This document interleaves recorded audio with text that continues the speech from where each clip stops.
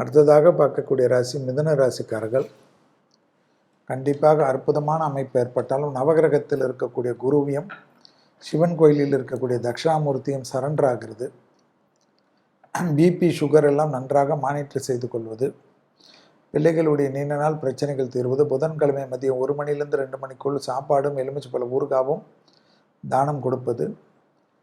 பிள்ளைகள் விஷயம், குடும்ப விஷயம், தாய் வழி உறவு, தந்தை வழி உறவு, அசையாமசைய பொருள் சேர்க்கை, டக்குன்னு நிறைய சுபகாரியங்கள், எதிர்பார்த்த நல்ல விஷயங்கள், தொடர்ச்சியாக இருந்த கஷ்டங்கள் தீர்வது, தொழில் ரீதியாக இருந்த பிரச்சனைகள் தீர்வது, வியாபாரத்தில் காணப்பட்ட இந்த சங்கடங்கள் தீர்வது, யோக பலத்தை அதிகமாக பெறுவது, எடுத்த காரியத்தில் ஜெயம் நம்பிக்கை ஏற்படுவது, உத்தியோக ரீதியாக காணப்பட்ட இந்த சிக்கல்கள் தீர்வது, நீண்ட நாட்களாக பலவிதமான கஷ்டங்கள் பரிபூர்ண நிவர்த்தி ஏற்படுவது,